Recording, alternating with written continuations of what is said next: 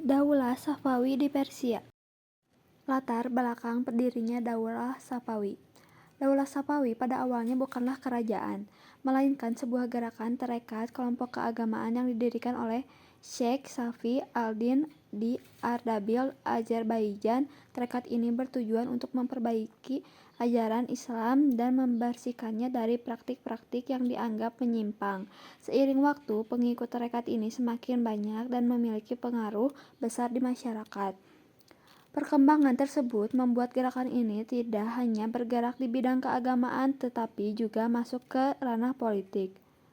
Dukungan militer dari kelompok Khiljibas menjadikan gerakan ini kuat dan mampu mendirikan sebuah kerajaan besar di Persia, Iran. Masa awal berdirinya Daulah Safawi 1502 sampai 1587.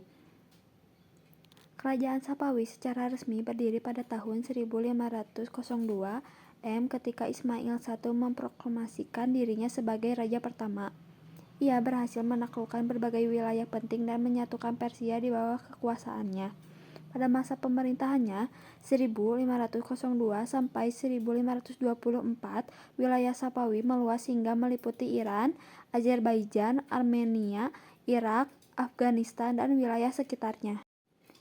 Ismail I juga menetapkan Mahjab Syiah sebagai mahjab resmi negara.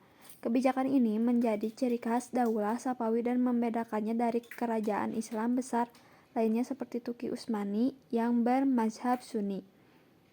Setelah Ismail I wafat, pemerintahan dilanjutkan oleh Tasmap I 1525 sampai 1576.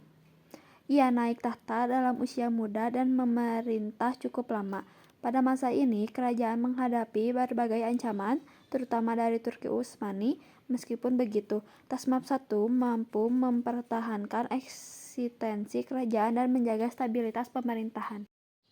Kemudian kekuasaan berpindah ke Ismail II 1576 sampai 1577.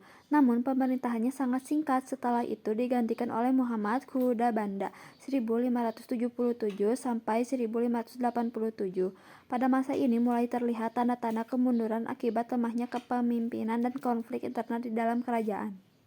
Masa kejayaan Daulah Safawi 1587 sampai 1629. Puncak kejayaan Daulah Safawi terjadi pada masa pemerintahan Abbas I 1587 sampai 1629 yang dikenal sebagai Syah Abbas I atau Abbas Agung. Pada masa pemerintahannya banyak kemajuan dicapai di berbagai bidang. A. Bidang politik dan militer. Syah Abbas I merupakan reformasi besar dalam bidang militer. Ia membentuk pasukan baru bernama Gulam untuk memperkuat pertahanan kerajaan dan mengurangi pengaruh Khiljibas. Dengan militer yang kuat, ia berhasil merebut kembali wilayah yang sebelumnya dikuasai musuh serta menjaga stabilitas negara. B. Bidang ekonomi. Perdagangan berkembang pesat. Jalur perdagangan antara timur dan barat dihidupkan kembali.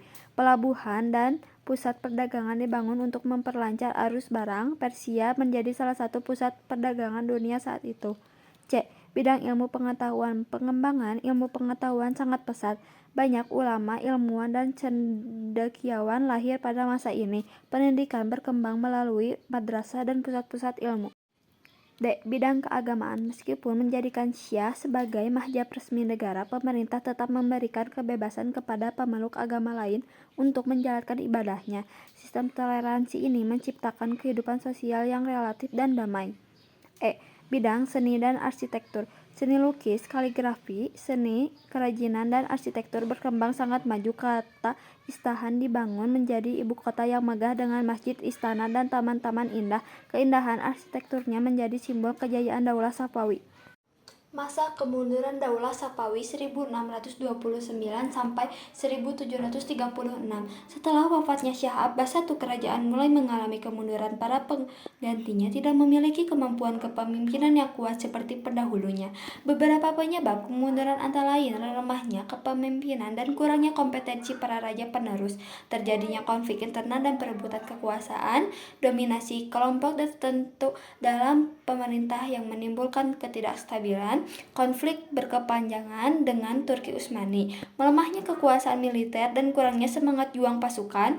Pada akhirnya kondisi kerajaan semakin melemah hingga pada tahun 1736 kekuasaan Safawi berakhir setelah Nader Khan mengalami alih pemerintahan. Peristiwa ini menandai runtuhnya Daulah Safawi di Persia. Pelajaran yang dapat diambil dari sejarah Daulah Safawi terdapat banyak pelajaran penting, antara lain kepemimpinan yang kuat, tegas, dan adil sangat menentukan kemajuan suatu negara. Persatuan dan stabilitas politik menjadi kunci kejayaan. Kemajuan dalam bidang ekonomi, ilmu pengetahuan, dan seni mampu mengangkatkan peradaban suatu bangsa.